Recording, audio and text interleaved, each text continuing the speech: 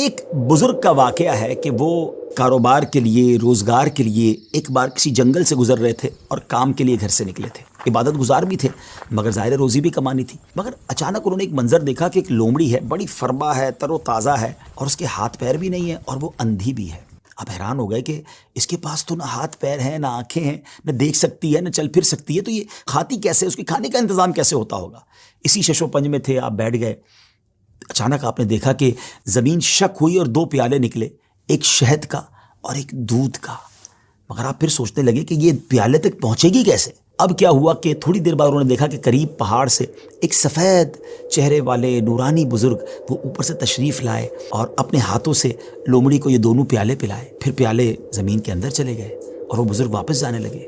تو یہ جو عبادت گزار شخص تھے، بزرگ تھے، یہ دوڑے اور جا کر ان کا دامن تھام لیا کہ حضور آپ تعارف تو کروائیں، آپ کون ہیں اور آپ کیوں یہ آئے تھے اس لومڑی کو یہ کھانا کھلانے؟ تو انہوں نے کہا کہ میں اللہ کے فرشتوں میں سے ایک فرشتہ ہوں اور میری ایک ڈیوٹی ہے کہ میں صبح و شام یہاں پر آؤں اور اس لومڑی کو اپنے ہاتھوں سے جو غذا ہے وہ کھلاؤں. ان بزرگ کی تو جس کو کہنا کہ طبیعت ہی چینج ہو گئی کہ جو رب اس لومڑی کو اس حالت میں بھی روزانہ رزق دے سکتا ہے تو وہ تو مجھے بھی رزق دے گا، مجھے کیا ضرورت ہے کام کاج کے لیے تکلیف اٹھانے کی. آپ جنگل میں چلے گئے اور اللہ کی عبادت مصروف ہو گئے. کئی دن عبادت کی، 7 دن ہو گئے مگر کچھ کھانے کو نہ ملا.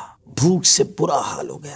اللہ کی بارگاہ میں فریاد کی، میرے مالک مجھے بھی تو کوئی لقمہ غذا عطا فرما. اب بھوک برداشت کرنے کی طاقت نہیں ہے، یا میری روح قبض کر لے. اللہ کی طرف سے یہ ارشاد ہوا، یہ پیغام ملا کہ اے میرے بندے اپنے ہاتھ سے کماؤ، کسب حلال کرنا ہے، کوشش کرنی ہے، خود بھی کماؤ اور محتاجوں کو بھی کھلاؤ. جب اللہ کریم کی طرف سے یہ حکم ملا تو پھر ان بزرگ نے کیا کیا؟ پہاڑ سے اتر گئے اور پھر اب طلب معاش میں اپنے کام میں لگ گئے، کمانے لگے.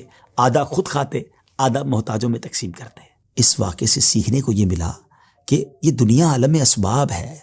توکل یہ نہیں ہے کہ بندہ گھر میں بیٹھ جائے کہ بس اللہ روزی دے گا. یقیناً رب روزی دینے والا ہے مگر اسی نے اس دنیا میں اسباب بنائے ہیں اور ہمیں اپنے ہاتھ سے کام کرنے کا بھی حکم دیا گیا ہے. تو کوشش کرنی ہے. ہاں، کوشش کر کے جو اسباب اختیار کیے اسی کو سب کچھ نہ سمجھیں کہ چونکہ میری دکان ہے اس لیے مجھے رزق ملتا ہے. نہیں، رزق جو ہے وہ رب عز و جل عطا فرمانے والا ہے. رازق وہی ہے، بھروسہ اس پر ہو، اسباب پر نہیں. لیکن توکل کو اس طرح نہ سمجھے کوئی کہ جناب اب کچھ کرنے کی ضرورت نہیں ہے. ایک بار ایک صحابی رسول نبی پاک علیہ الصلوۃ والسلام کی بارگاہ میں آئے اور عرض کی کہ حضور میرے ساتھ اونٹ بھی ہے، کیا میں اس کو باندھ کر اللہ پر بھروسہ کروں یا ایسے ہی چھوڑ کر رب پر توکل کروں؟ تو نبی پاک علیہ الصلوۃ والسلام نے بڑا کمال کا ارشاد فرمایا کہ پہلے اس کو باندھو اور پھر رب پر بھروسہ کرو. تو ناظرین، ایکچول تعریف توکل کی یہ ہے کہ ہمیں اسباب اختیار کرنے ہیں مگر خالق اسباب پر بھروسہ کرنا ہے.